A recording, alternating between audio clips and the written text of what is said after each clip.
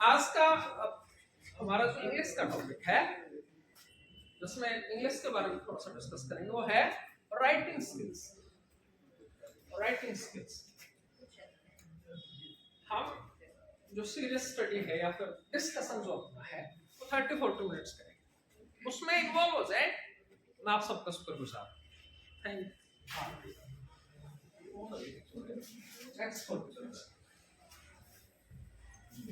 Writing skills के बारे में, तो राइटिंग स्किल्स से मीनिंग क्या है? क्या मतलब राइटिंग स्किल्स क्या है?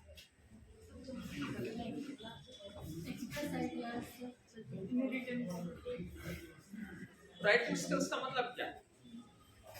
Skills concerned to writing whatever we write, and through that writing what we want to convey, what motive we want to give, what message we want to give. Please request आपसे राइजी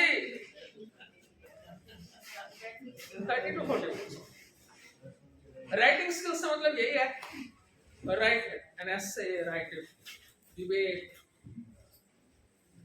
write a lecture, यही discussion है। Writing skill में सबसे पहला point मेरे ख्याल से जो सबसे पहले आता है वो आता है how to write. How to write a sentence, how to write properly, how to connect letters properly. Writing skills का मतलब है good score. If you are a good writer, you are a good student from marks point of view.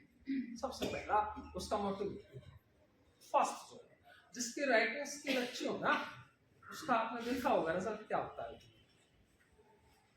कई बार वो academic में या knowledge के point of view से, grammar के पॉइंट ऑफ व्यू से एवरेज स्टूडेंट है तो भी अच्छा स्कोर करता है, उसकी राइटिंग अच्छी है। और राइटिंग स्किल के बारे में जो मेरे सीनियर साथी मुझे जो सिखाते थे, उन्होंने बताया कि सबसे पहले बात सही से समझा गया, हाँ, वो राइटिंग स्किल को परफेक्ट है। हाँ बिल्कुल। उससे पहले उसको ये बताएं हम स्टूडेंट को, मैं स्टूडेंट के बारे में ऊपर आ रहा हूँ, हमारा जो डिस्कशन है कि एक सेंटेंस को प्रॉपर तरीके से लिखा कैसे जाए और लिखने का तरीका क्या है। सर थोड़े आप दायरे में आइए, इसमें एक कैंडिडेट है। अच्छा सर, यहाँ पर या इम्पाउंडनेस है नहीं आ गया तो रिकॉर्डिंग ऑन तो नहीं है। लिखना मतलब हाउ टू राइट, इसके लिए सबसे पहले ये है कि एक लेटर को दूसरे लेटर में कनेक्ट करें। आप लोगों ने ऑब्जर्व किया होगा बड़े अच्छे तरीके से कि जिनकी कर्सिव हैंडराइटिंग है और जिनकी नॉर्मल हैंडराइटिंग है, उसमें स्कोर में डिफरेंस रहता है, उसमें इंप्रेशन में भी डिफरेंस रहता है। ऑनलुकर जो है, मार्कर जो है, वो अगर कर्सिव हैंडराइटिंग की चेक करता तो कि माइंड में चाहे सबकॉन्शियस या अनकॉन्शियस या कॉन्शियस लेवल पे कहीं पे भी उसके पॉजिटिवनेस रहती है, फटाफट चेक करते हैं। और अगर हैंडराइटिंग थोड़ी सी सो एंड सो है या बिलो सो एंड सो है, उस केस में नेगेटिविटी आती है। कैसा लिखा है, क्या लिखा है, समझ में नहीं आ रहा।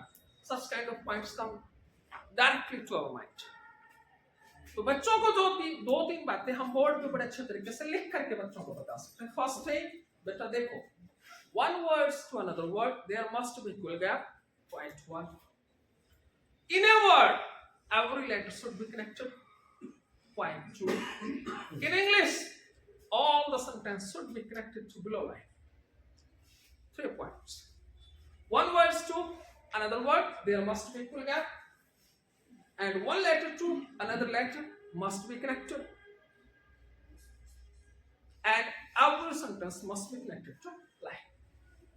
3 पॉइंट से किसी पुअर से पुअर हैंडराइटिंग वाले स्टूडेंट्स की हैंडराइटिंग में थोड़ा सा एवरेज उसके हैंडराइटिंग लेवल पे आ जाए। ये चीजें बार बार उसके कुछ डेमोन्स्ट्रेशंस के सेंटेंसेस हम बोर्ड पे लिख करके छोड़ सकते हैं। आप में से ज्यादातर की हैंडराइटिंग अच्छी होगी, है मेरी एवरेज है। उस केस में जिसकी हैंडराइटिंग अच्छी है वो खुद लिख के छोड़े, अदरवाइज चाहे किसी से डेमो के रूप में लिखवाए, उसका इफेक्ट होगा। उसके बाद फिर राइटिंग स्किल्स टॉपिक स्टार्ट होता है। ये चीज किसी भी लेवल पे किसी भी क्लास में की जा सकती है। जब हम किसी को डायरेक्ट बोले ना कि ऐसा करे, वैसे हमने नीचे नोट लिख दिया, आपने लिख दिया, मैंने लिख दिया, try to improve your handwriting, it's very poor handwriting, avoid mistakes, note लिख के छोड़ दिया, it wouldn't do anything in the favour of student, it wouldn't give direct suggestion how to do it. First time we are going to check notebook in 6th class, 7th class, or 8th class. In that case, on particular day, look at me. Students, look at me. You can say that. Look at me. I am going to write a few sentences for you. Consider its guidelines and try to follow it. Let's mark on blackboard or any other lines and write down few sentences for guidance. And it will spot in practical way. अब मैं वही बात हम रोज करते हैं, आप सब भी बताते हैं कि वास्तव में सुधार कैसे हो, उसके लिए तो राइट